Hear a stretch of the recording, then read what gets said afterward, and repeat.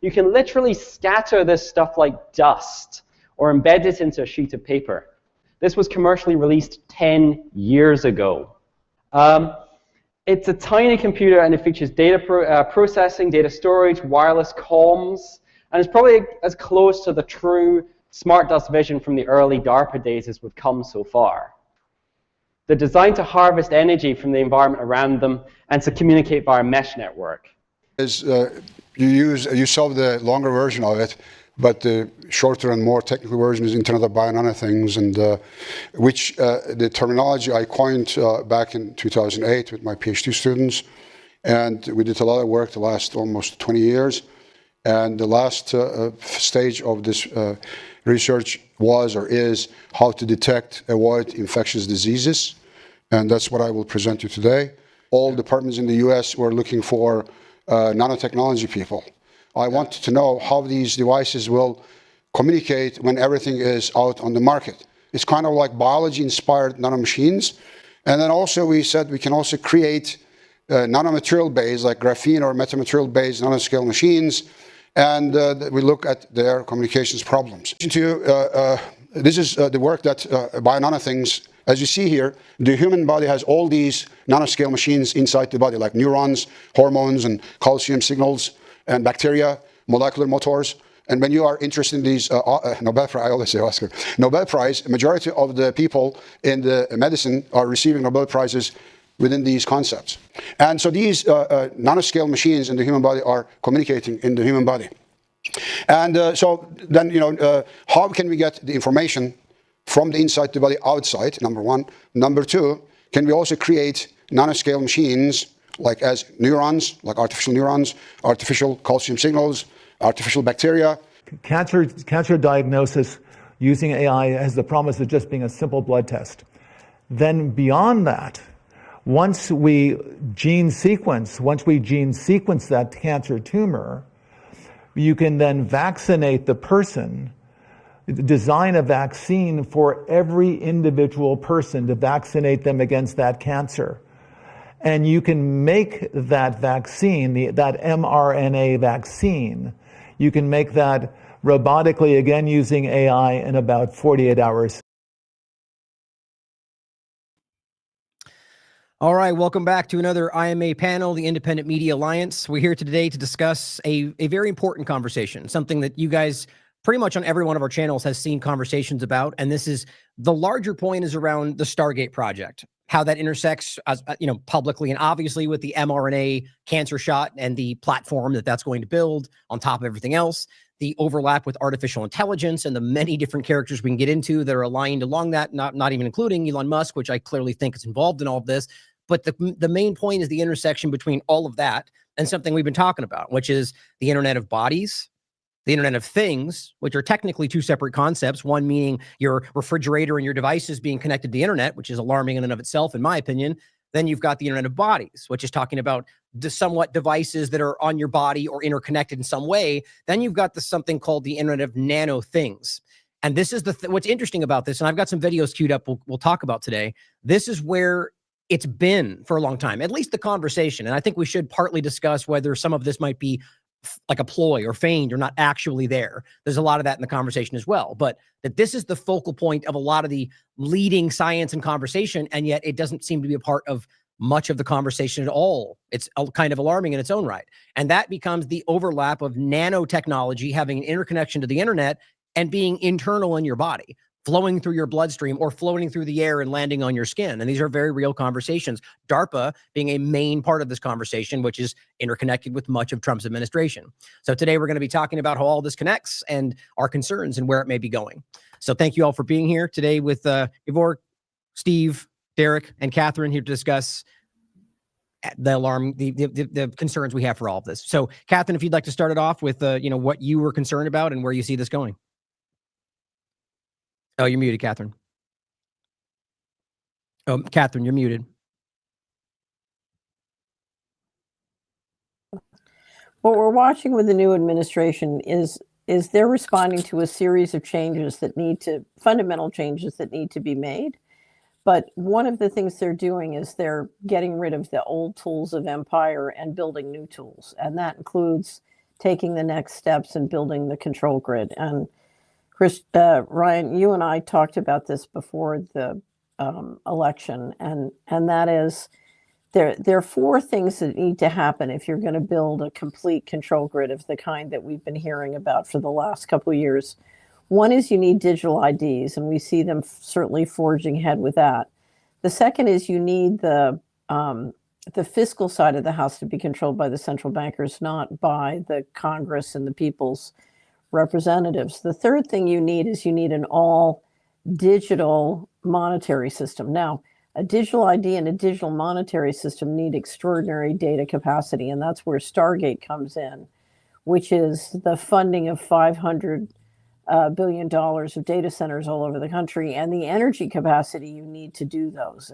And we see that as one of the first announcements of the new administration. And that included mRNA technology, which we know is very toxic and dangerous for humans. Interestingly enough, when the president announced the Stargate initiative, Purdue University announced its Center for the Internet of Bodies. And of course, one of the big questions on mRNA technology is to what extent is it part of injecting into our bodies nanoparticles of the kind that would help hook you up on the internet. And we've seen, if you come to the Solari report for years, we've been covering the mysterious ingredients in the injections, the mysterious ingredients in the spraying, the mysterious ingredients in the food. This has been going on for a while, but we are seeing a move to literally invasively track, surveil, control, and influence the population. And of course, if that can be integrated with financial transaction control and a social credit system, then we're seeing the ability to turn on and turn off people's payments in a way that, for example, during the pandemic, if they had that system in place, that if they don't want you leaving your house, your money or your car won't, your electricity and your money won't work. Or if they don't want you buying pizza, your credit card won't buy pizza. So again, this administration seems much more intent on doing it with crypto rather than a CBDC, which in many respects is even more dangerous than a CBDC. The CBDC, if the Fed does it, then they still have constitutional obligations to the Congress. If private infrastructure does it with, an all digital monetary system, then you've got private and secret controls. But either way, it's something that we don't want to live with. So what we're watching is a rapid accelerating move to institute a digital control grid, certainly in the United States, but with systems like Starlink, invasive surveillance all around the world, which we've had for decades through Five Eyes. But this just makes it more intense. And clearly, one of the things that's happening, if you look at their policies, is they're planning on very significant land and asset grabs along with it, which is, even more disturbing. So I would say what we're looking at is, and I credit other people with saying this, we're canceling the old tools of empire and moving to new tools of control. And of course, that makes what's happening in Gaza or the genocide we've been seeing in the Ukraine even more disturbing. Because if you look at the land grabs currently underway, whether it's abroad in the Ukraine or Gaza or in North Carolina or Lahaina or Northern California, the tools and tactics being used to simply take assets is pretty scary. Yeah, very much so. And I do want to get into that overlap and the points you made on that recent article about Gaza and the kind of central location, like the technate, it seems, and how they're all discussing this, as well as the land grab overlap, even some touching on like neuroscience and how you may think that will play in. Before we get to any of that, though, what are your guys' thoughts, whoever would like to jump in next, on where you see this going with Stargate and kind of the general picture? I'll jump in with some thoughts here. Catherine already really outlined it very well, but I'll point to the article that I wrote recently for TLAV about Stargate and Trump partnering with the technocrats and mRNA and all the fun stuff, the promises of cancer cures. I think in the last week, I know we've got that clip pulled up from Tim Hinchcliffe. More and more people are paying attention to who Larry Ellison is and his role at Oracle. And, we could talk about Oracle's own connections to the CIA and contracts with them from the very beginning. We could talk about Larry Ellison's 2002 New York Times op-ed only months after 9/11 calling for a biometric security state to keep us safe from terrorists. We could talk about him just 6 months ago at another event saying facial recognition and AI will keep citizens on their best behavior, et cetera. So we kind of have an understanding of who the people are behind it and what they're involved with. But I'm going to drop these links in our chat if you can share them real quick, Ryan. I just remembered while we were sitting here talking about this that some people out there might remember that Biden had launched something called the Moonshot. And there's those links if you want to put them up. This was a program by the Biden administration talking about the same thing, using mRNA to fight cancer, using mRNA vaccines. And I'm sure I remember at the time, I know Whitney talked about it. I know we've reported on it. And I'm sure there were some conservatives, right-leaning folks, Trump supporters who were like, oh my God, Biden's bringing about the mRNA cancer vaccines. This is something we should be wary of. And, the amount isn't nearly the same. I think it said it was like a couple $100 million or 24 million. So it's still a lot of money, but nowhere near the amount that Trump has been able to secure or is allegedly coming from Oracle and from OpenAI and others. But nevertheless, I just want to make that point that Trump is really in a way just kind of continuing and picking up a trend that the Biden administration started with the Moonshot mRNA cancer vaccine program. I don't know if you remember this or not, Derek, but both Biden and Trump had like fake cancer charities. And both of them were exposed to be just giant money laundering operations. Biden's was because of his kid that, Bo, I think that was the one that died from cancer because of exposure to burn pits in Iraq. And then Trump had a fake cancer charity too. So this is kind of an ongoing grift that has now merged with the broligarchs, the tech bros. Shout out to Jason Basler for that one. And it's been the cover for it has been provided by the people that I've been calling broflakes, because they're not snowflakes anymore because Trump's in. But it's the exact same mentality where there's an inability to see past, I don't know, in this case, I guess, liberal tears. And then you wind up cheerleading for an absolutely insane transhumanist ideology because you think you're winning. And we see so much of that going on right now, where people will just grab the pipe, pack it full of hopium, take a big old hit, and tell you that, it's okay that all of the AI stuff is happening. It's okay that the digital prison grid is being built out. It's okay that we're entering into an era of the Internet of Nano Things, but because, we're winning. Yeah, this is oh, go ahead. I just want to add one more thing real quick, brother. Just about to pick up on the thread, which I do think is the larger, kind of bigger, broader, long-term picture that people should be paying attention to, that Catherine alluded to. And I know that we have in the title, the Internet of Bodies, Internet of Things. For those out there who still haven't, the Internet of Things, I think, is the most basic level. That's, your house, your smart TV, all these sort of interconnected devices. The next level has been for years, Klaus Schwab, a lot of these organizations and technocrats have been saying, well, the next step is we're going to put the chips or whatever, the RFID devices in our clothes, and then eventually it'll be in our bodies.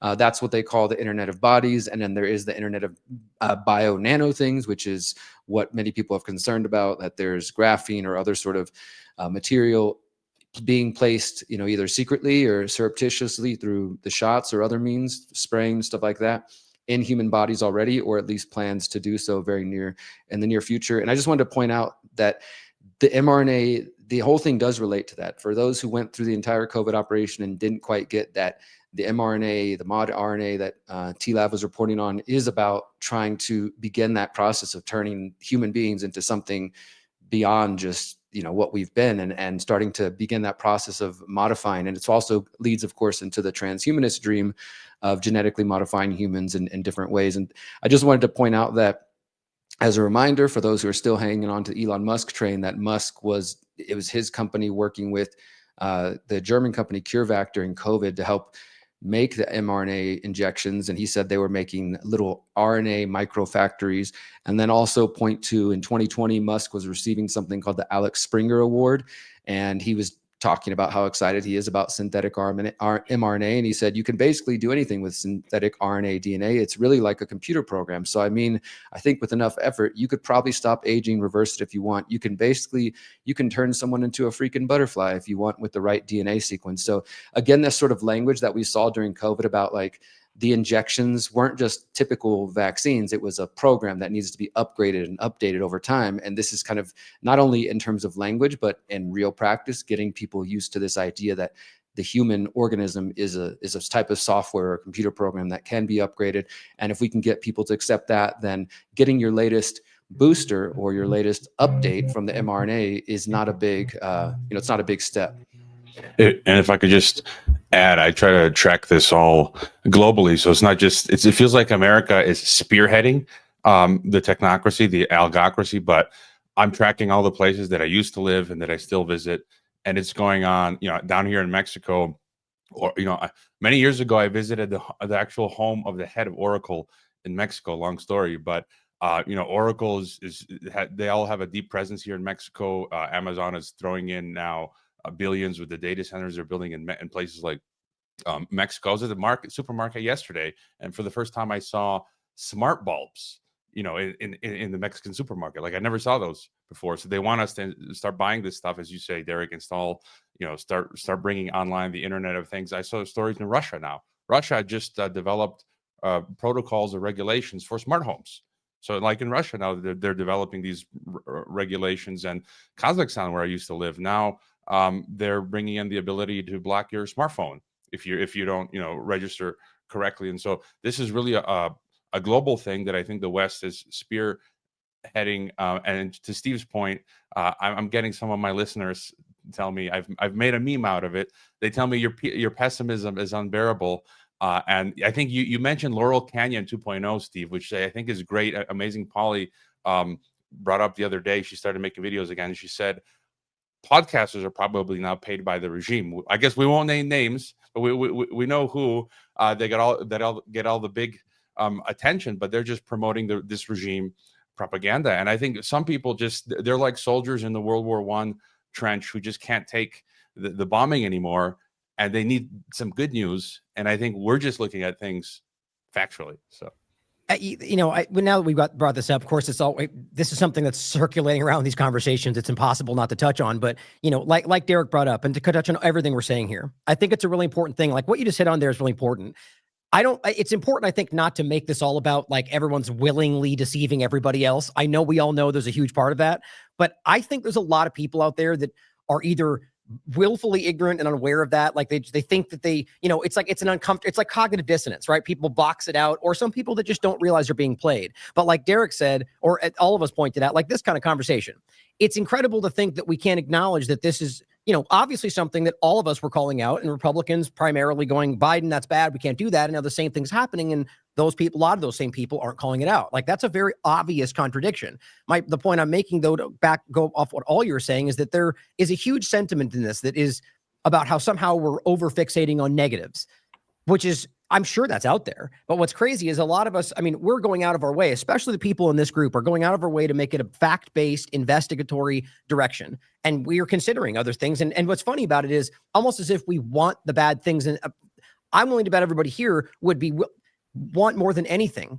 for what they're claiming is the reality to be the case, because that would be good for everybody. So it's like this interesting dynamic where they're projecting almost it's hard to frame, but I think the truth is that we're trying to break this down based on the facts and presenting what we think we can see, holding out until we can see the outcome, and that's somehow being claimed black-pilled. And I think that's important to highlight, but we can see these problems, and it's the same problems that were being called out in a previous Democrat administration. Go ahead, Catherine. Right. So I think everybody here is holding out solutions. So exactly, one of the most important things about solutions. So I know Derrick's been doing the reset. We've been doing sort of what the states can do. Everybody's been putting out a ton of solutions. The tragedy we see is so much energy gets spent on dead end solutions and not on real solutions. And It's remarkable where real solutions pick up and go viral, how much gets done. And that's why so much effort is spent to encourage people into dead end solutions. And that's why, if you think about how you explain to people that the Trump administration is just leading them into the control grid, you do want to give them real solutions. So, but I think we're doing that. And I do think you have to constantly balance it, because here's what's happening. So let me use mRNA technology as an example. In the early summer of 2020, so the first COVID injections hit in December 2020 and really came out January 2021. If you look at the mRNA technology, I get a business newsletter, which I find to be very accurate. And in the I think it was early summer of 2020, but it was early in 2020, long before the COVID injections had come out. Trump did his vaccine executive order in 2019, at the end of 2019. And then I forget when he put in the big orders, but it would have been after the first orders went in. So in the summer, the newsletter comes out and says, after the COVID injection, they're going to roll out vaccines, mRNA vaccines, for all these different kinds of diseases. And it was clear from the diseases they were listing that they were the adverse events from the COVID injection. And you realize what a fabulous business model, because the more you poison people, the more you give them more poison as the solution, and round you go. You just keep doubling down on the profits. And what the newsletter said was, investors, and remember, this is summer 2020, expect to make a great deal of money on mRNA technology. And so they were planning even then on huge investment and huge profits in mRNA technology that was going to go on for a long, long time. Well, then in 2021, I started to hear from investors around the world that they were being approached with major private placements to do mega vaccine factories in all their different regions of the world. And so you had mega vaccine factories for mRNA vaccines coming up all over the world, and investors were being promised huge profits on the notion that we were going into a world of biowarfare, and these vaccines were going to save their populations from being killed. And you needed to be able to make vaccines, lots of them, very quickly in response to, rolling pandemics from here on out. And so when we look at this infrastructure, or look at the president bringing up the Stargate initiative, this is something that started with the Going Direct reset, which is the reset that started in 2019. And it's going on and on and on and on. And we're simply seeing the rollout. It's what you said. This is going on globally, and it's rolling out, and it's a much deeper, longer, plan than anything to do with one single administration. Yeah, absolutely. And I think that's the important part of it, is that it's getting couched in a partial conversation. And this is what I think I get kind of, I hopefully end on this larger point. I think we're all calling out the good things happening as well as the bad things, but simply going, but look, if you're only going to couch this on like only this administration, it's just not true. And we can easily prove that. And then that becomes, you're just raining on the parade. And so it's very clear that this is a long span, like the continuity of this project is very clear. Welcoming Mark Goodwin to the conversation. Thanks for joining, brother. Good to see you. Hey, everybody. Nice to be here. Thanks so much for having me. Hi, Hey, Catherine. Mark. Hi, guys. Hey, I want to pick up right there where Catherine was just say, for one, just to reiterate to anyone hearing this who does still hold out this view that anybody here is somehow black-pilled or just negative, whatever. I just to reiterate, I think everybody here has various ideas on what solutions are. They might not be the same, and they come in different forms. But the key there of what Catherine said is that we are not focused on promoting what we believe are dead-end solutions, which is following Trump just blindly, or following anybody blindly, or just trusting that politics alone is going to fix things.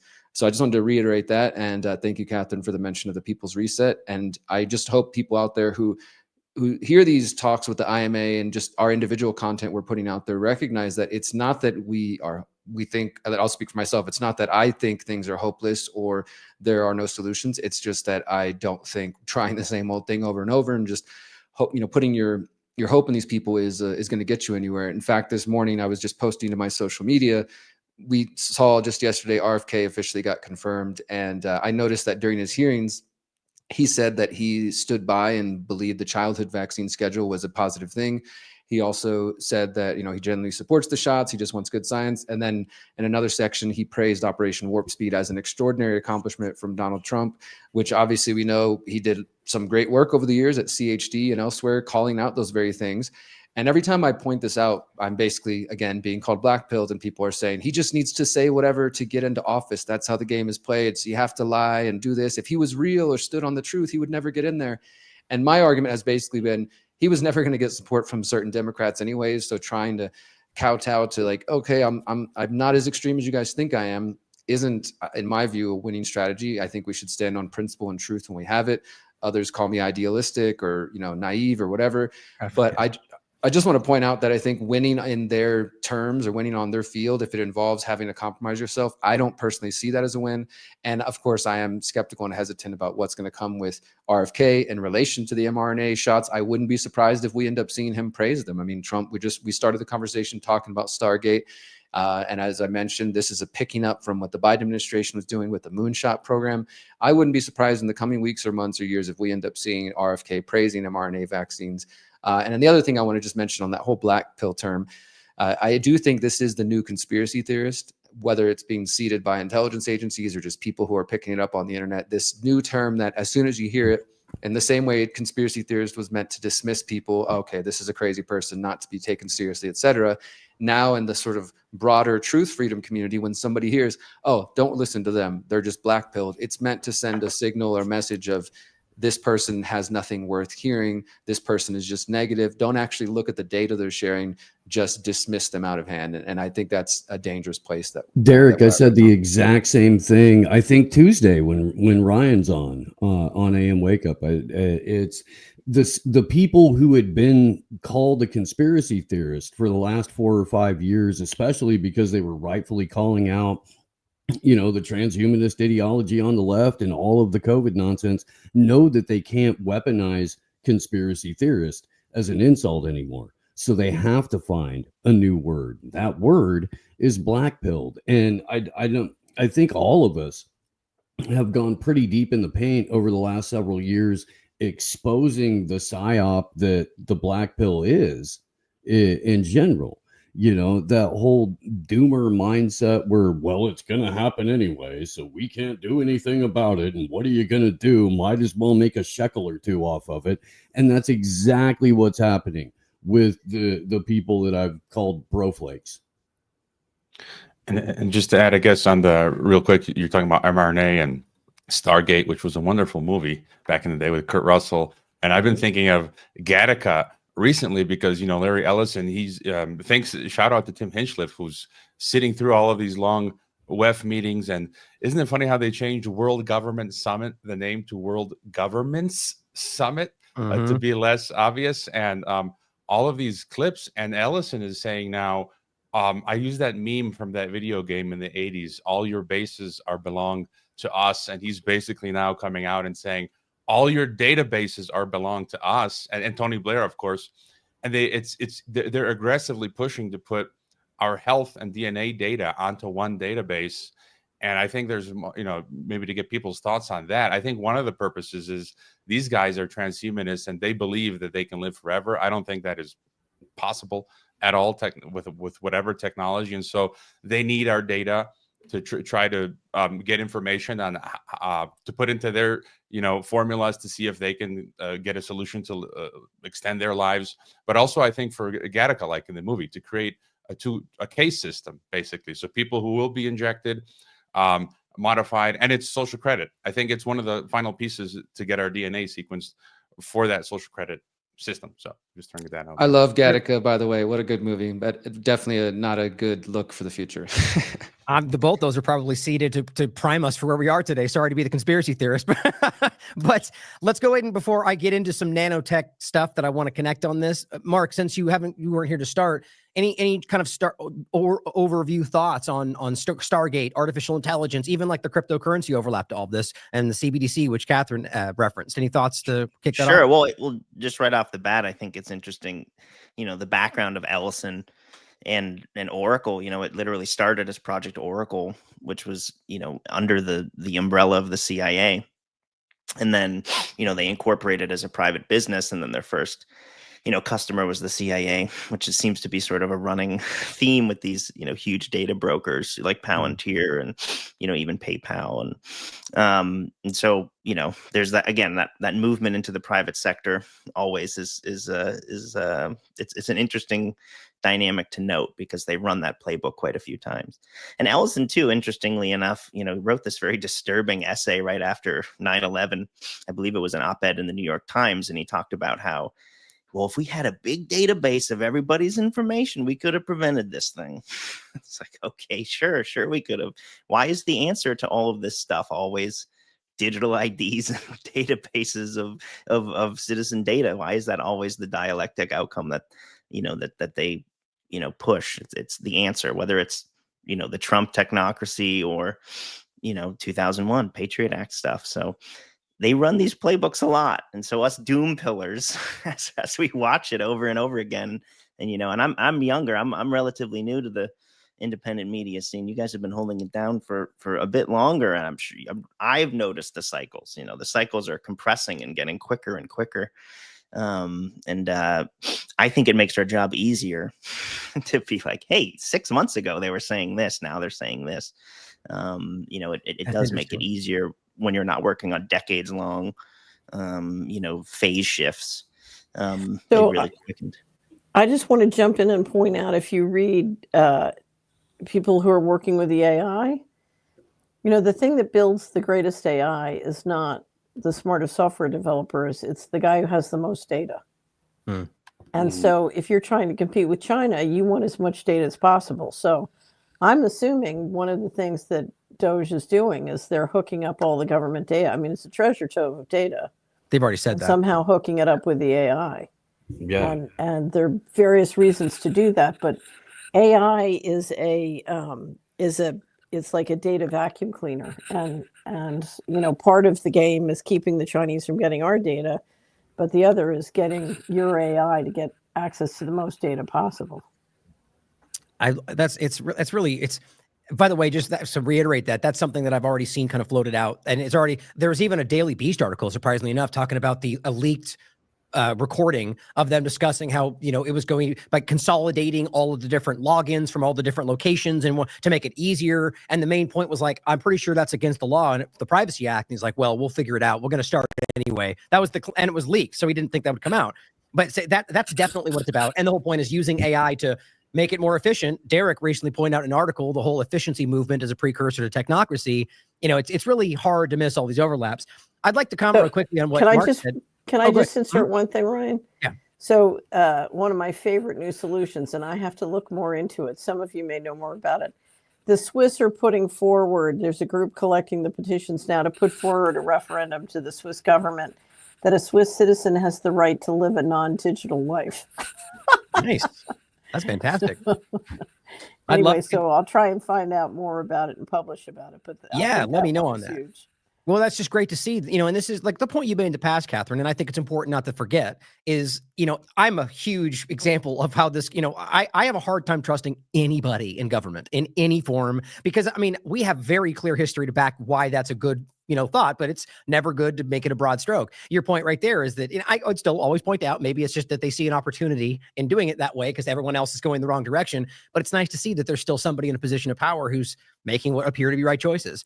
But I was going to say really quickly about the cycle. That's fascinating to me because I see it going both ways, right? Where we can see that it's gotten so rapid to where it's easier to kind of go time out, like we just did. Here's Biden in January of this year going cancer shots, mRNA, and they're like bad. And now, it's interesting. It's very easy to see, but at the same time, it almost makes it impossible to catch everybody because by the time that gets in, they're 14 stories down the road and some new drone fog, whatever the next thing Elon Musk is jamming 45 times a day on Twitter. It's interesting, but it's a mixed bag, and to me, what that represents is this kind of rapid push to get us so kind of just flabbergasted. We don't know what to look at and what's going on. And we wake up inside of what's being built. We're in a period of acceleration and inversion.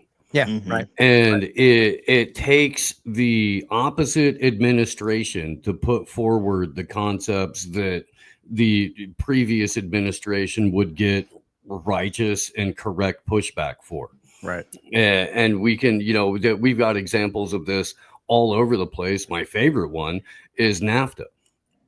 That was a George H.W. Bush program that got stomped out by the Democrats because they were like, why are you selling out American manufacturing? And then Bill Clinton got into office and they were like, hey, I can't wait until we sell out American manufacturing. Yeah, and we've done this over and over and over. Joe Biden wrote the Patriot Act. It was the omnibus crime bill in 1995. But, Joe Biden was one of the co-authors of that. No way in hell it was going through under Bill Clinton. But as soon as 9/11 happened and George W. Bush was in office, all of a sudden we have the Patriot Act. And this happens over and over. Donald Trump banned bump stocks. Barack Obama allowed for open carry in national parks. It's so clearly an inversion. And I think that it definitely incumbent, and I know I'm preaching to the choir here. I really do. But like it's incumbent on us to call this out as we see it and as it comes down the line. But it's getting increasingly more difficult to do that because of the algorithmic censorship that we all face, the kind of like inverted hopium that most of the mainstream alternative media seems to be operating on, and so I'm very, very grateful for everybody that's here today and everybody that's in the Independent Media Alliance, because it really does represent the pushback on all of this acceleration, inversion, and insanity. Yeah, no, I think that's important stuff to make sure people, because we're all on the same page doesn't mean anybody else is, thinking about it that way. And so I'd like to bring this back to kind of the main focal point. Just what you're saying though is important, because again, I really do think that what that is, and we saw the same thing during the COVID-19 mania, which I felt was just as rushed. And I think what we're seeing is this is interconnected, as Catherine was talking about, is that this is all about getting everybody, just kind of all confused and basically falling back. It's called shock and awe. Exactly. Mm-hmm. Shock and awe. We've been doing it all around the world while we've plundered assets. And one of the reasons everything that Doge is doing could be done perfectly lawful, and it could be done speedy. You can do neurosurgery with a scalpel instead of a chainsaw. So this has nothing to do with they can cancel all the corrupt stuff. They can do it lawfully. So it doesn't have to be done this way. The reason you do it chaotically is because you want to put people in shock and awe. And we just did a great interview with Richard Werner on case studies of basically plunder capitalism around the world. And when you want to plunder assets, the first thing you do is you put everybody in shock. So they're doing shock and awe. Yeah, I think it's important too for folks that theoretically are on the vanguard of understanding what's going on. It's like, I don't know. I look at COVID stuff. I didn't know that going direct happened. I feel like I'm one of the most informed, not in an arrogant way, but it's just my job, to be very informed about specifically how government policy affects macroeconomics. And I didn't find out about going direct until like 2022, until Titus and Catherine told me about it, and that's scary. Right. But what did I spend all my time researching? I was living in the Bay Area, and I spent my whole time researching about mRNA and shedding and this and that, and why I can't go into a bar that I helped open, and all this stuff that was going on. I was distracted by the hyper-normalization, the shock and awe, all these things, and I was hyper-focused on this stuff. And a lot of that stuff that I was researching turned out to not be true also, right? Even though I was sort of in the dissonant counter narrative, that is also controlled too, and also has a shock and awe to it. So I spent my time when I should have been researching, hey, wow, why did X trillion dollars go to BlackRock? As the petrodollar dies and oil futures go negative and gold goes down to 1,500 and Bitcoin goes to, I noticed pretty good. I did okay, but there was still so much that I missed that this stuff happened. The repo market failure in August 2019, the going direct money manager, Fink and Trump stuff. Like I missed a lot of that in the moment. And it's like, it's good to admit that and tell people, it's like, hey, even I got pulled into the counter, and I was reading 3 hours a day about vaccine stuff and this, and not to say that it's not important, but I kind of missed the bigger plunder capital play that happened. And that was the point. So even the most dissonant aware people can still get distracted in the spin cycle, in the shock and awe hypernormalization, whatever you want to say. So, you know, if we get sucked into that stuff, how does a quote unquote normie, you know, stand a chance? You know, it's This is a really good point though, about how the best manipulations use truth, sometimes mostly truth. And I think what you're talking about is not, I mean, it may be not even called a deception, but things that are like, they're very obviously important to research and break down. But as that was happening, there's another whole bigger layer, like what Catherine highlighted, that had been going on a very long time. And this was one part of a much larger agenda. And so it's just that's kind of what we're all trying to highlight today in a larger way, is that, look, there's a lot of things happening.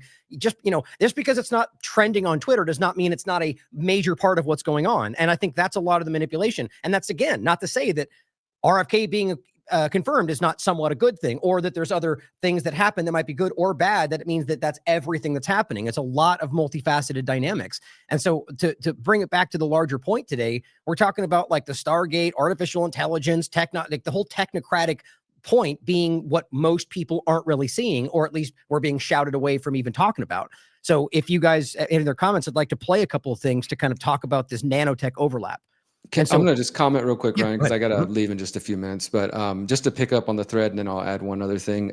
So I started calling this, as I think Steve said a moment ago, the great inversion in late 2023. And I borrowed the phrase from another person. But I do think that is, in addition to the shock and all that everybody here is describing, that the great inversion is just a handy way to kind of think about what's happening. And on the most basic level, it's just the passing of the baton from left to right and back and forth that we've witnessed, you know, over decades at this point. But it's obviously deeper than that, because what people are being sold is that this is the Great Awakening. This is the golden age of America. We've won. Trump's in office. RFK's been appointed now. There's nothing else for us to do. We just need to sit back and enjoy the show, which is like a big one of the QAnon phrases is, you know, enjoy the show, trust the plan, etc.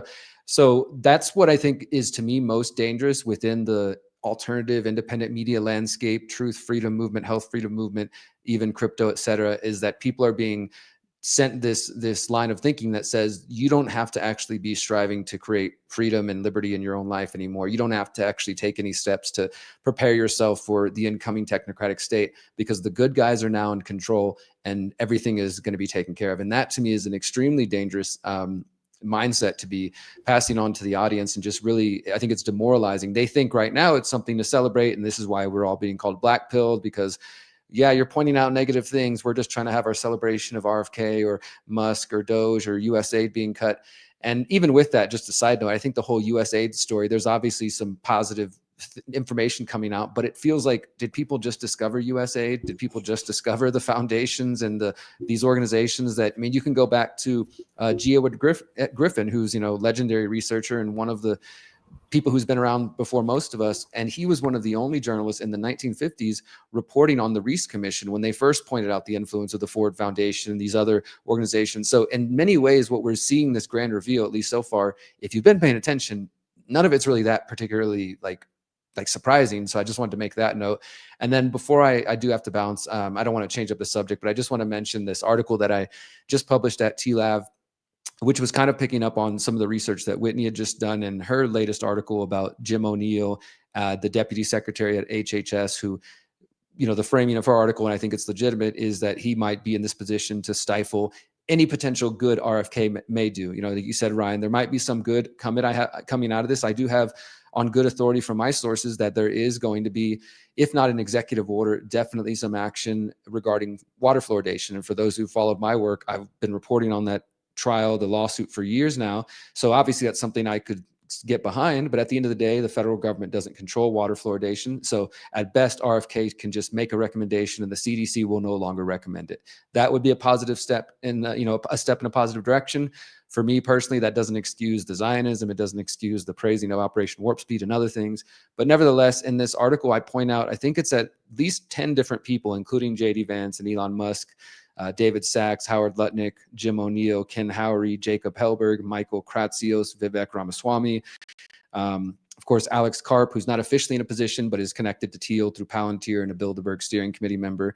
And just pointing out that these people are all in, they're in Trump's cabinet now. They've been nominated, they've been approved for the most part, or they're on the way to being approved. And they all have either worked directly with Peter Thiel. And I don't mean like they were his secretary 30 years ago, or they worked in some sort of small inconsequential position, but deeply ingrained in his fellowships and his foundations, in his investment firms. And again, what Mark was talking about, always the connections with the CIA and all that fun stuff. So I just want to point that out again. Like, this is not being black-pilled to acknowledge that 10 years ago, 12 years ago, as one example, I'll name a name, Alex Jones, InfoWars, would be calling out and raising, the alarm bell about the Bilderberg group is infiltrating the administration. We need, if it was Obama, if it was Bush or whatever, but starting with the first Trump administration, they went completely silent. I did a video on this during the first Trump administration, showing how Trump had appointed Rick Perry, who used to be governor of Texas, where I'm originally from. Rick Perry was a regular attendee of the Bilderberg group. And you can go back and find InfoWars reports from 2011 and 2012 saying, Texas Governor Bilderberg, freak out, raising alarm bells about it.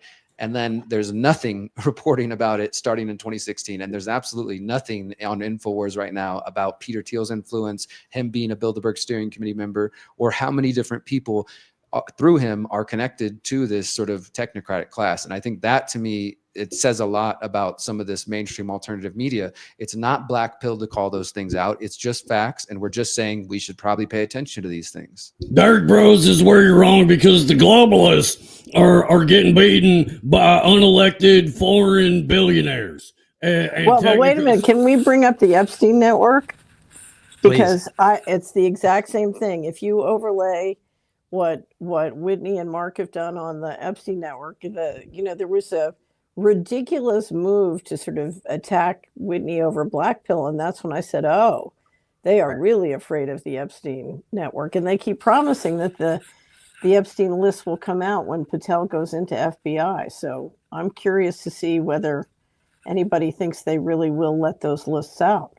But see, this is the problem with that. This whole administration looks like an Epstein client list, right? It does. But the problem with that is that this is where you wade into the area that gets mostly called black pilled, is that we're talking about just skepticism. At what point did we stop being inherently skeptical against the power structure? Like, because your side is in power. I don't see this as skeptical. So I worked in Washington for years, and whenever I would go into a congressman's office, the first thing I would ask is, who owns his control file? Mm-hmm. That's lobbying 101. Right. But the problem being is that ultimately it's right to ask these questions about whether or not, if they're going to release that, how do we possibly know that that's actually the full list? How do we ever verify that? Or the JFK file, they do it every time. Or how about with RFK Jr. in the same point? Let's say they do an EO and they get rid of all the fluoridation, or at least they state an EO that says that's supposed to happen. It's right to point out that this has already been on the rapid decline.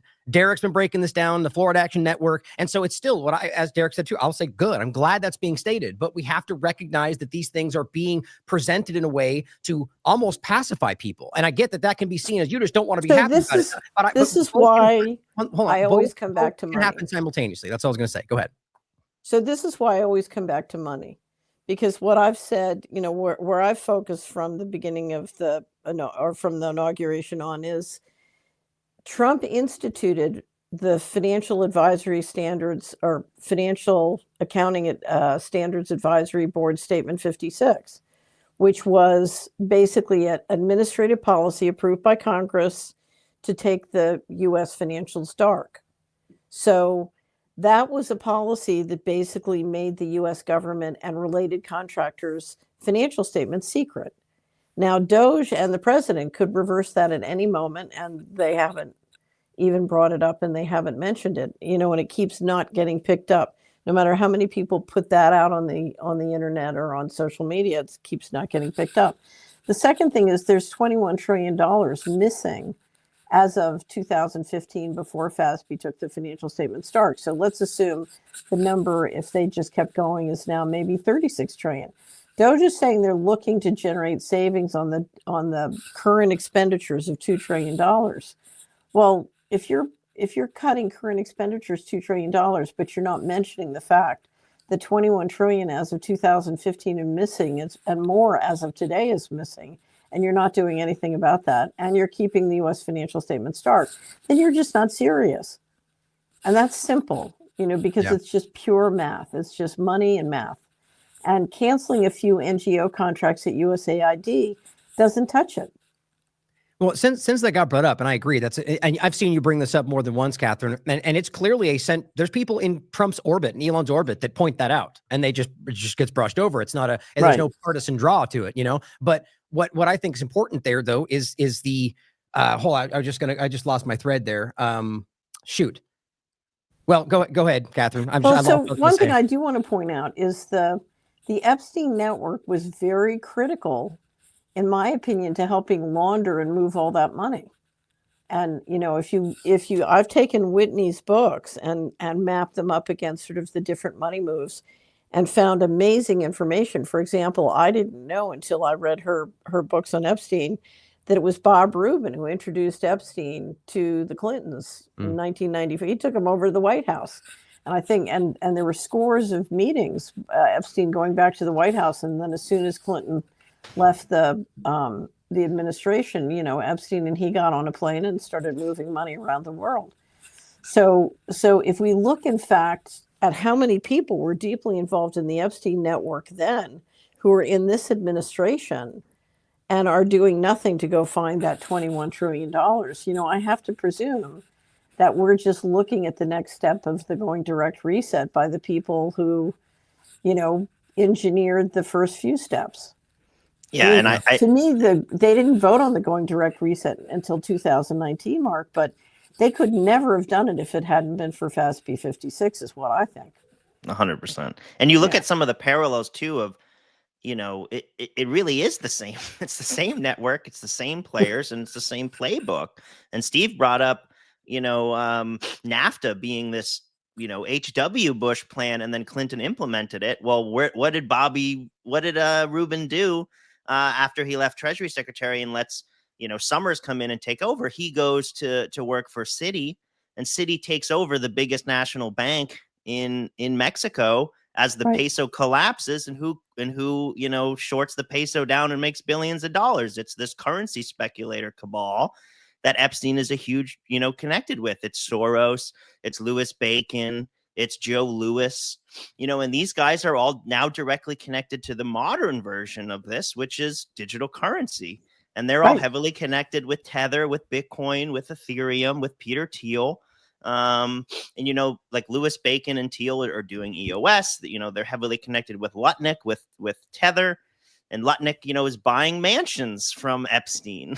Why is no one talking about that? The guy who's running Treasury, Bessent, is a 30-year Soros lieutenant. Who's I don't care about this, but an adopted, he's a gay man with an adopted son.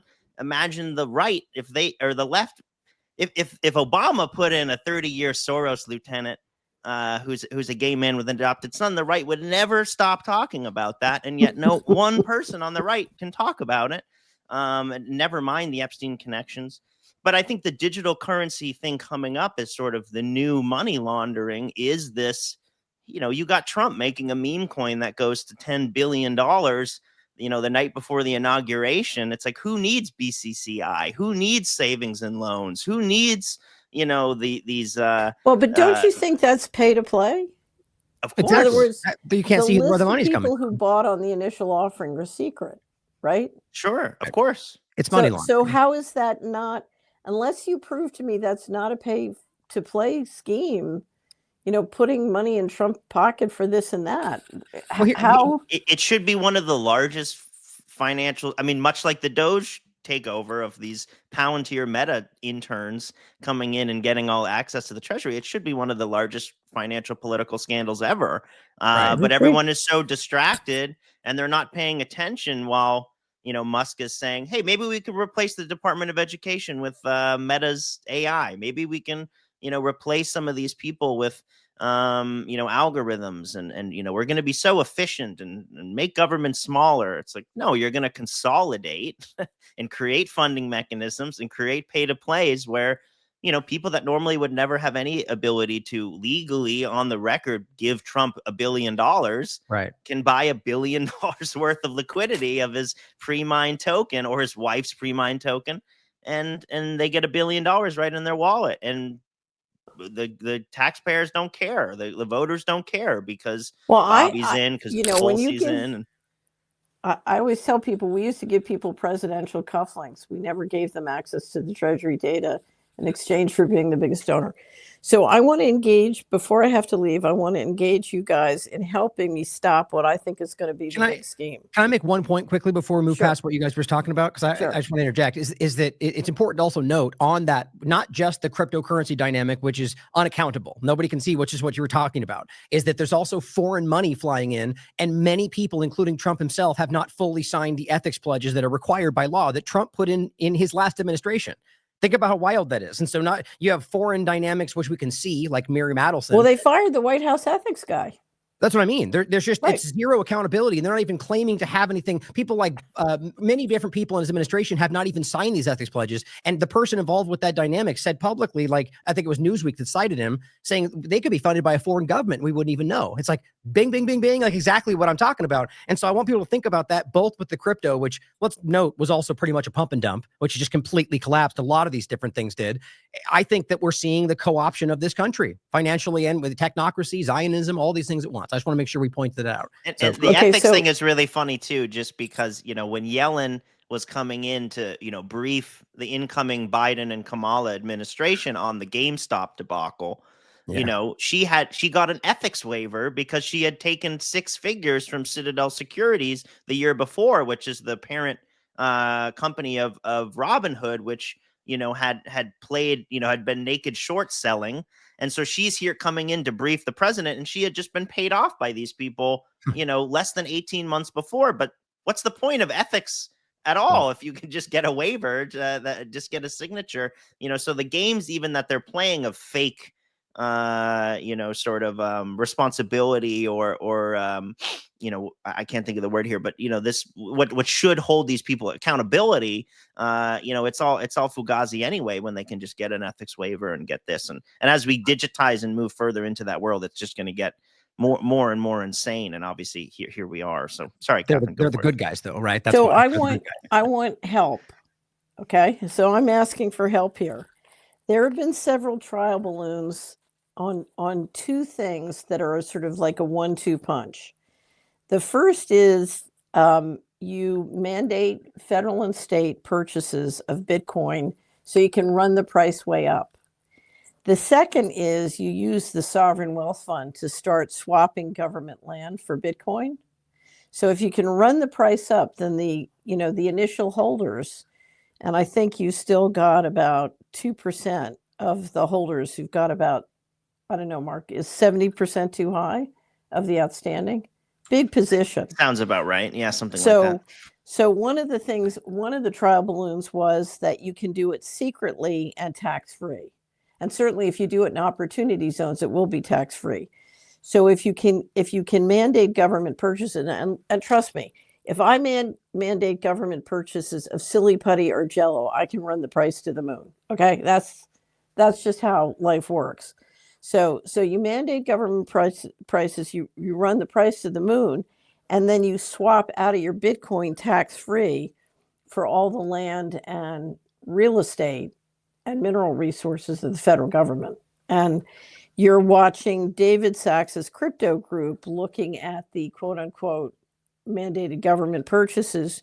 You've got Howard Lutnick and Besant doing the sovereign wealth fund. And that's where I think they'll do the land deals. Is that also foreign policy, Catherine? So is that also being used in foreign policy, like for other countries to say, here's cryptocurrency value for your assets? It could be, because they're trying to get the mandates going all over the place. I don't know if they can get the tax-free going all over the place, but eBay is foreign IRS. So. What I smell is a desire to pick that land up and pick it up cheap. And I'm grossly oversimplifying, but I think that one thing that the Independent Media Alliance is perfectly positioned to do is bring transparency to it in a way that absolutely kills their game. And I'll tell you why. I was just looking at the state of Utah. 63.1% of the land in Utah is owned by the federal government. 10% is owned by the states. The western states have a lot of land. You've got a lot of really smart people and major investors in Utah. It's not like Utah to get picked off cheap, okay? And they can do something about this, as can the other states. But they have to see it coming, and that's where we come in. And I think if we can help people see what the game is, this is a game that they can't get away with. Mm-hmm. But it means people got to, bring transparency to it really early. The BLM land in Arizona and New Mexico is disproportionate to the private land ownership in those states too. You're absolutely correct. We had Joe Lonsdale, co-founder of Palantir, along with Peter Thiel, talking about how Doge is going to beat the deep state. Joe Lonsdale, by the way, is connected to Doge. He's attached to Joe. Am I taking freaking crazy pills here? How is this not obvious to everybody when you have the actual deep state coming out and telling you we beat the deep state, and people are like, well, but come on, God bless the president. He made it clear he's a real estate developer and Gaza's a real estate play. You know what? Let me touch on that before you leave, Catherine. I really would like to get to that part. Go ahead, Steve. No. I was just, I wanted to throw it to you because you and I have talked about this for years now. Yeah. No, I mean, I agree. And I know it's unpopular even in our circles, but I swear to God, I think that most people see this stuff. Like I said the same thing during COVID-19, and I think we can acknowledge that was largely the case. I think right now with Israel, I said this the first month in, can we all acknowledge that the whole world sees what's going on, and yet somehow still it doesn't change? And I maybe you don't agree with that, but tell me what you think. But I think right now it's the same thing. This is objectively clear. You may disagree with who these people are, but for example, the mRNA thing, Trump's still supporting the shot. These things are black and white, and yet they just kind of go, well, there must be an excuse. Most of these people I talk to were like, what else are we going to do? That's not support, guys. That's just that they're checked out. And so that's where I think we are. And I think it behooves us to not broad stroke all of them as on the, but I get what you're saying. And I do largely agree, but I kind of think most people see it. But so the point about Gaza, I do think is really important because but your recent work, Catherine, I think there's a few other people that were breaking this down in regard to how Gaza seems to be a central location for a lot of reasons. And whether Trump is doing that, what he's doing because he knows that and he's part of a larger agenda, or like you said, he just sees a real estate opportunity, and that makes sense to me.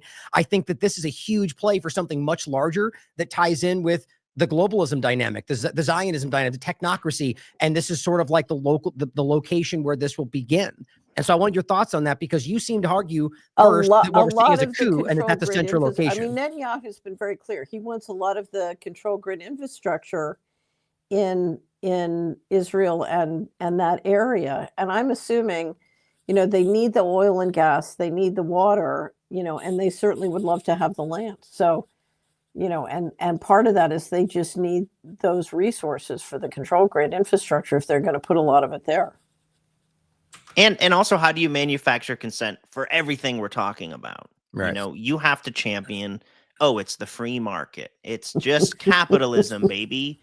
What? You don't like capitalism? What are you, a commie? I mean, that's basically the discourse. What, Kamal is better? That's where we're at. And it's like, no, we're not talking about, this isn't free markets. This is plunder capitalism. This is monopoly creators. I mean, that's Thiel straight up says that. He doesn't believe in capitalism. He says, find a monopoly and dominate.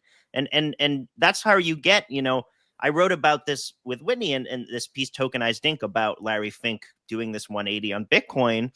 And I called it phase shift dialectics. And I pointed out, Malay going to Davos in a room of billionaires and saying, viva the free market, and everybody cheering. It's like, well, yeah, of course these billionaires want, now that they've stolen everything, of course they want deflationary money. Of course they want a free market, because it enables them to get away with everything they did in this like sort of karmic washing way of, well, hey, free markets are good.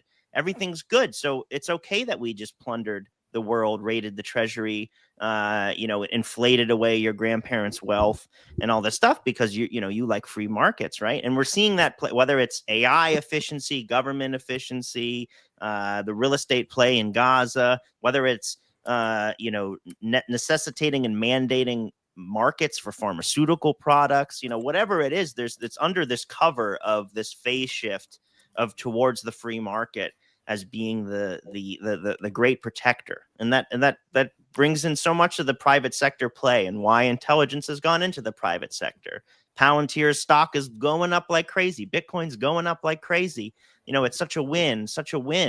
Well, what's the second order effect of all of this stuff? It's okay, well, the black books are gone. They are shadow books now. We will never find them again. And now they have Sure. Can I just point out gold is skyrocketing because some people don't trust the plan.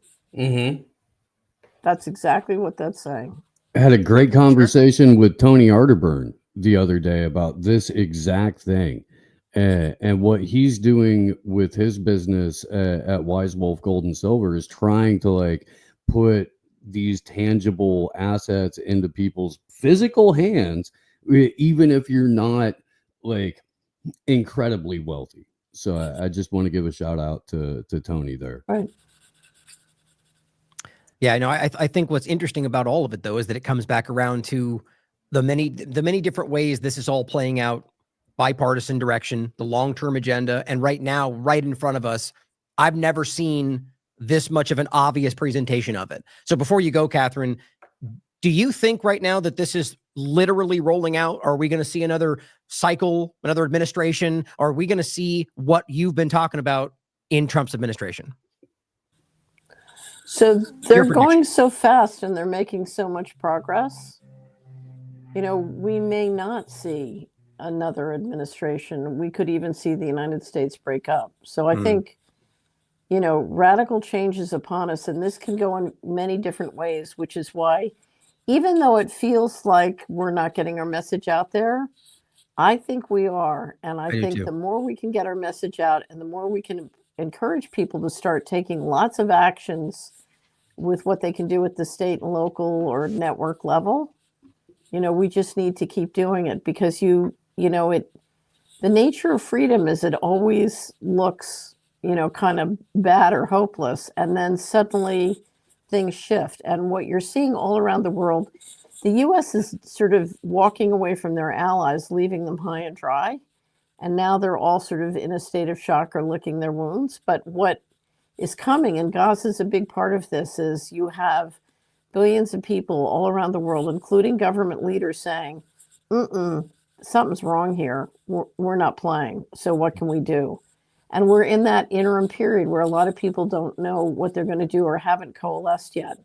But I think the game is much more fluid than we think. And that's why we just got to do exactly what we're doing. And I so appreciate everybody here also because we're from many different places in many different countries. And that's what we got to do. We just got to be networking so that we can see it whole. I found the comments on what's going on in Mexico really fascinating. But that's what we need. We need to be working together to see it whole. And just on Mexico, real quick, I interviewed someone recently, haven't published. He's a cybersecurity guy, veteran, and he was saying we might see U.S. airstrikes on Mexico this year. And I've been seeing signals that maybe that's possible. Ed Calderon, who I've had on my podcast, I saw a clip of him yesterday saying that cartels might go after Americans in Mexico. I might have to get out of Dodge. But that plays into what you're saying, Catherine, about U.S. disintegrating, because if something like that happens, I think it's going to have to do with what's happening in Mexico. And I had a guest I interviewed recently at People's Reset. I'm starting with the Spanish edition of my podcast.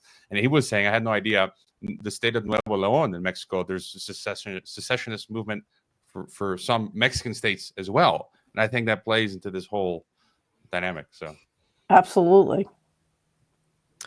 Yeah, definitely. Great conversation. I got to go, guys. Thank you. Thanks, Catherine. It's always a pleasure. Well, I was going to ask you guys in general.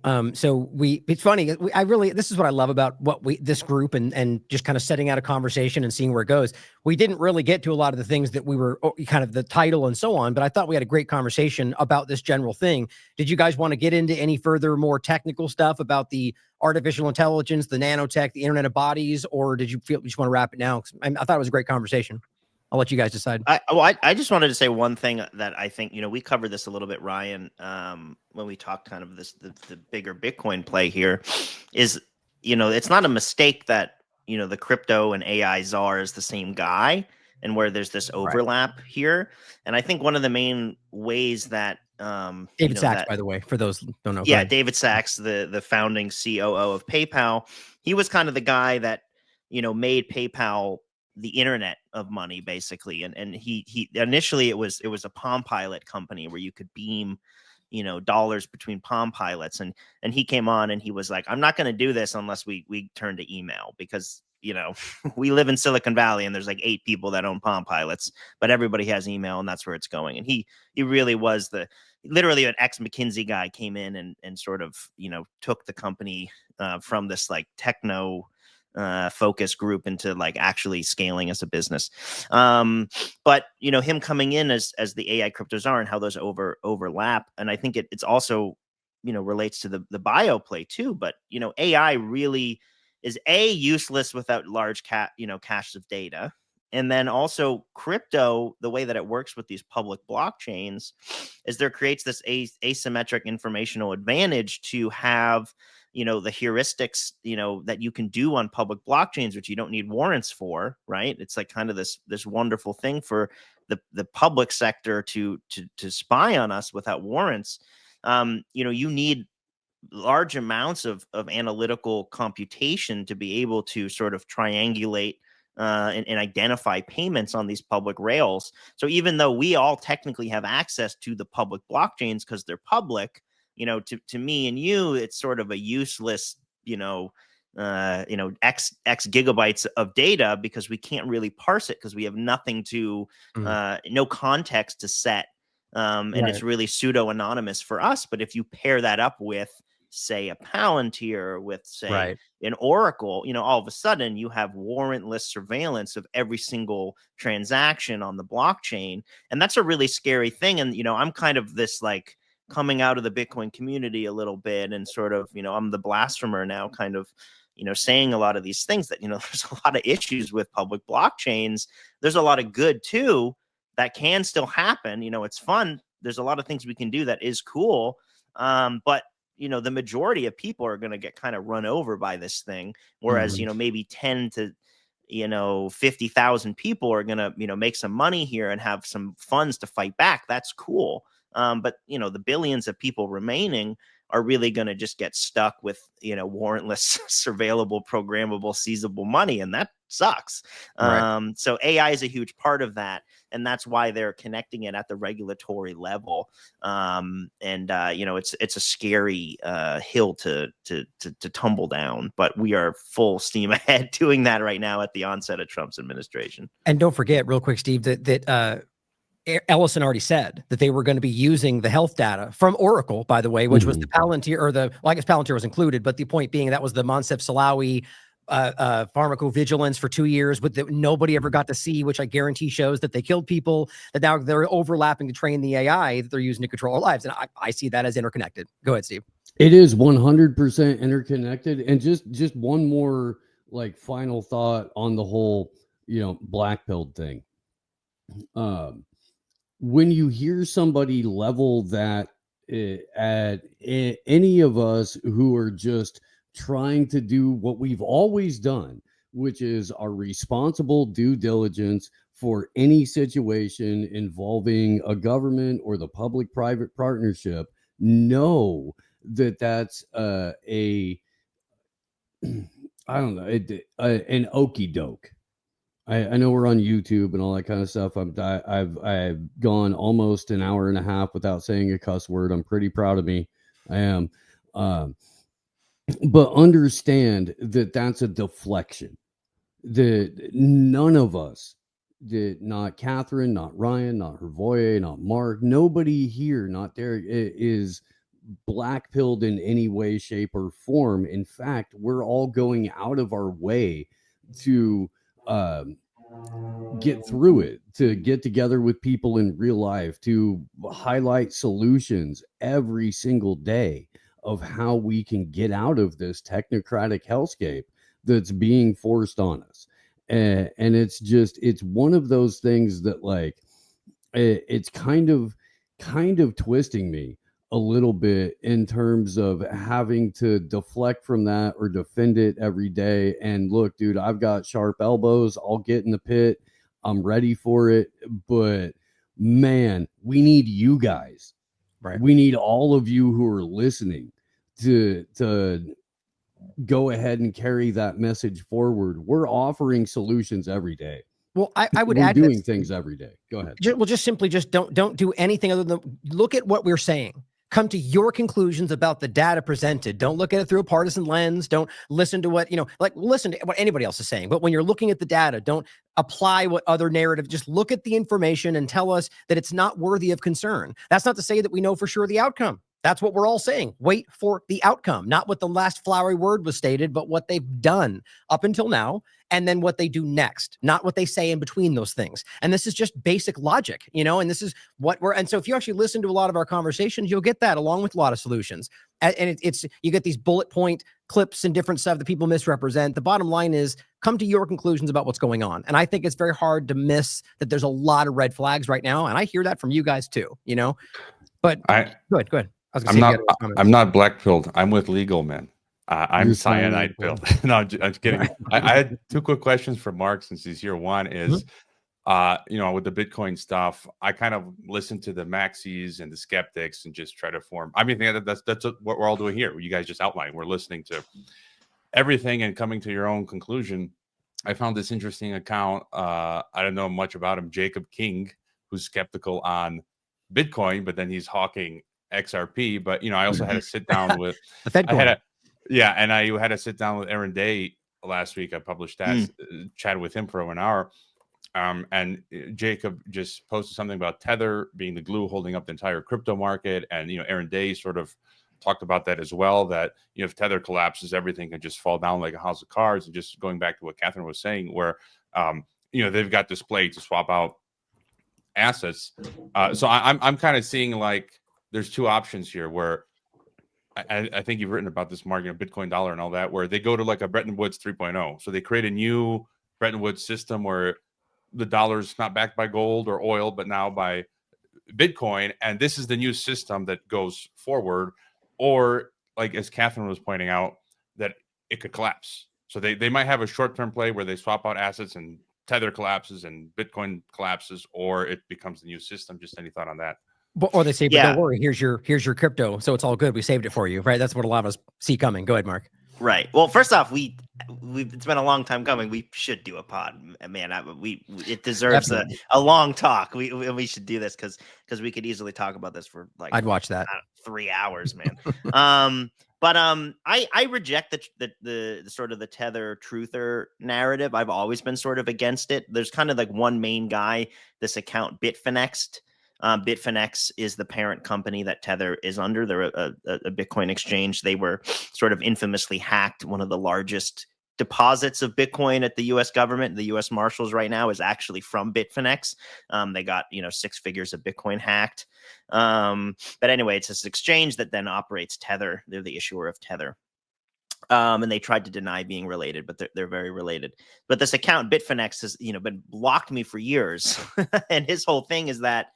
For years that, hey, Tether is not, will never pass an audit. Tether doesn't have the T-bills backing, it's this fraud. It's this fraud. As soon as it collapses, Bitcoin will collapse. Well, they've been saying that for 8 years. And all we've done is seen Tether go from, under 10 billion in 2020 to 160 billion. And who holds their treasuries? It's Cantor Fitzgerald. Which was, is the CEO currently is about to be our new commerce secretary, and is one of 24 primary dealers at the New York Fed. The number one, broker for U.S. debt. They trade more treasuries than anyone else.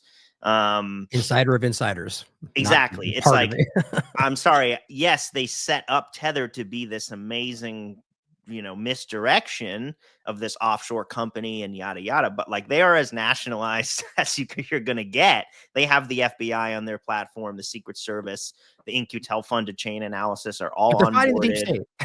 Yeah, exactly. So it's like, I don't think that they're going to collapse. I think that the U.S. government needs them more than they need the U.S. government. I mean, I think that they can, service the demand and buy trillions of dollars eventually of treasuries of T-bills at a time when, nationals otherwise are dumping T-bills. So I think that the U.S. needs Bitcoin. It needs stable coins.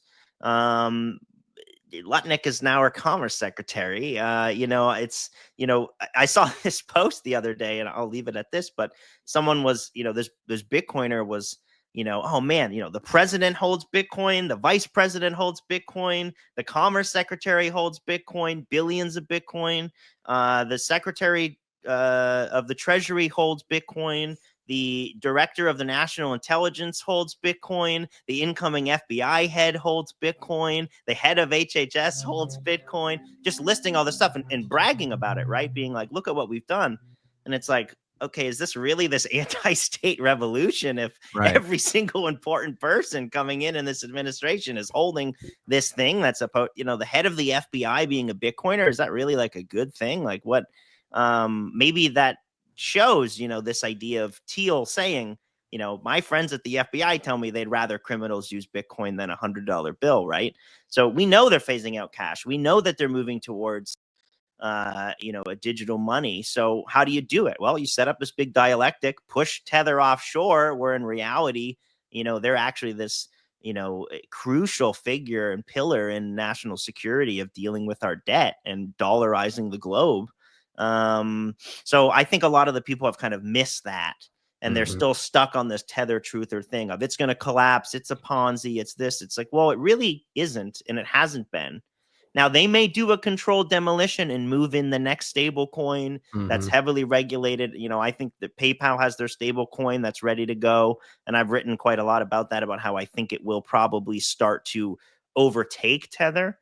But I don't think Tether is really going to pop in any way that wouldn't be a controlled thing to just set up the next one, because the mechanism is way too important to dollarize, to continue the economic hedgement of the U.S. government, of the U.S. dollar. They need a neutral reserve asset to inflate into, and they could do gold, but everyone else would get rich in the world. If they do Bitcoin, it's pretty much just the U.S. And so I don't see why they would monetize and inflate into another asset other than Bitcoin. And then they need stable coins to be the debt buyers of last resort. And if they can kind of do both, they have a good chance of sort of establishing, economic hegemony for the next 300 to 500 years, depending how long this Bitcoin experiment can kind of last. And that's a whole other cycle of reserve currency of the world, right? Typically it's about a 300-year cycle. So they might be able to double down and get a whole other one.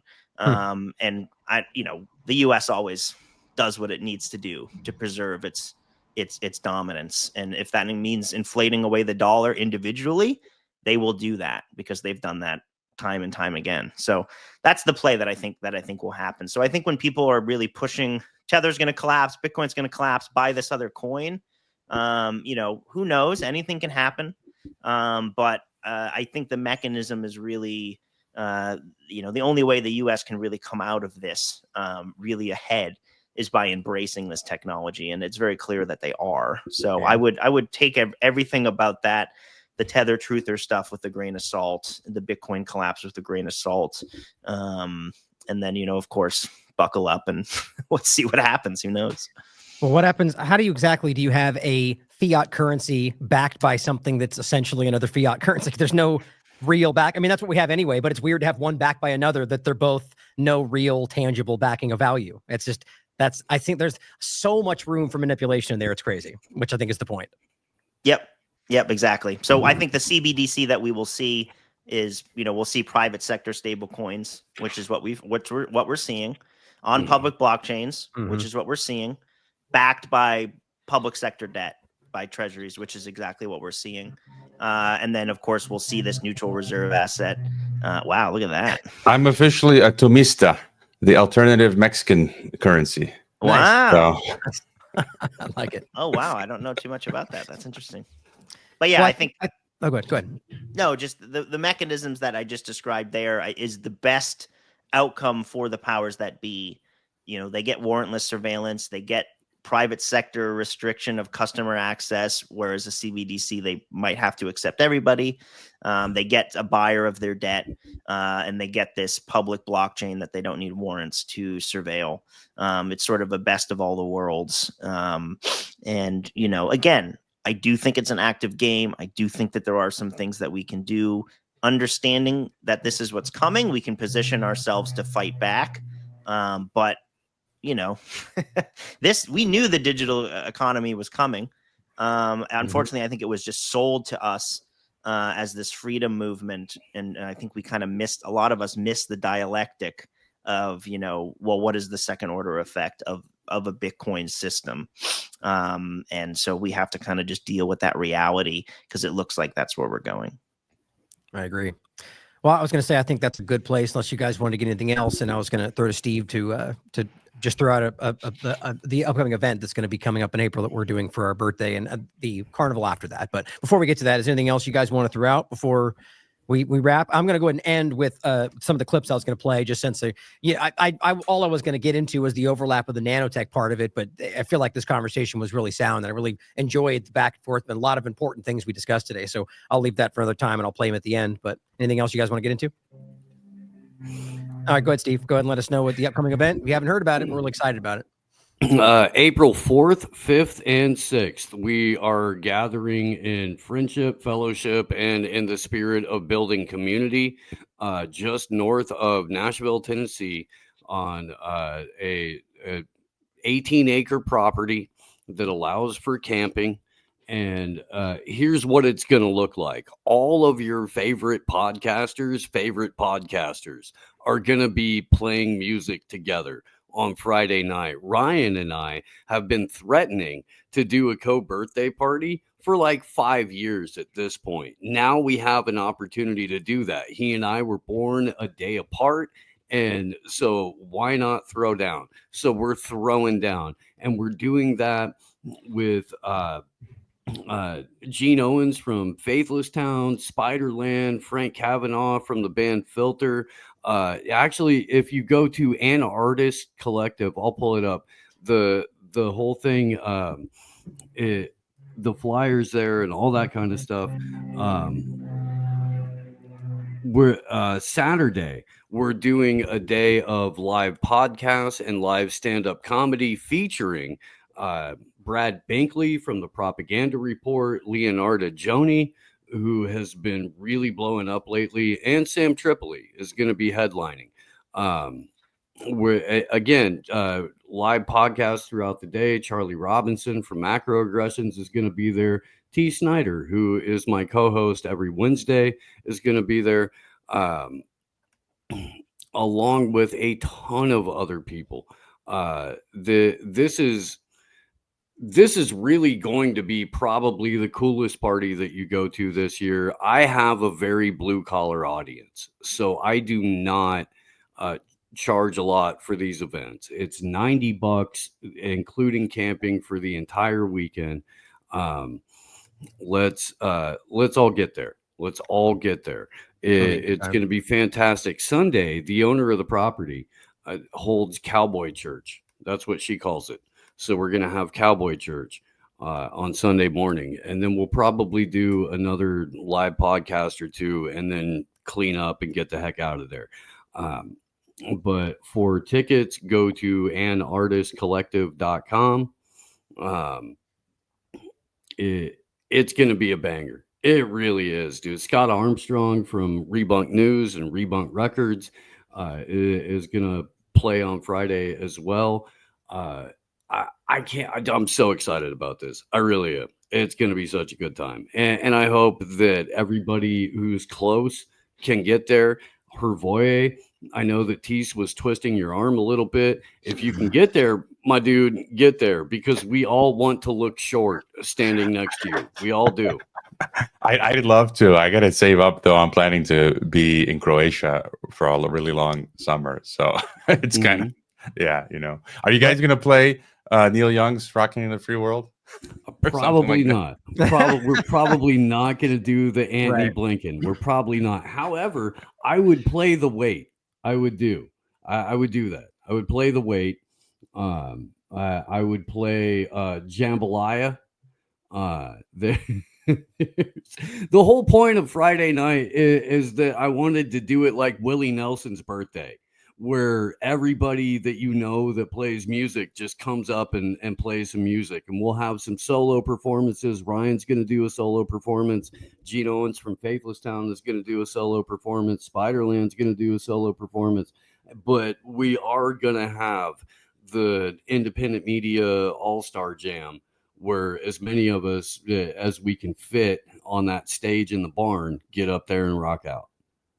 Yeah, it'll be good, man. I hope you both can make it. Anybody else listening, it'll be fun, and it'll be a great time. I'm really excited about it, especially since it's so close, so I don't have to travel that far. So fantastic. But I think that was a great conversation today, guys. I really do think that we touched on, more than even just the title, a lot of things that I think are relevant to what's going on today. And I hope that we reached some people that needed to hear what we talked about. So thank you all for being here. And I guess we'll leave it at that. And as always, everybody out there, question everything. Come to your own conclusions. Stay vigilant.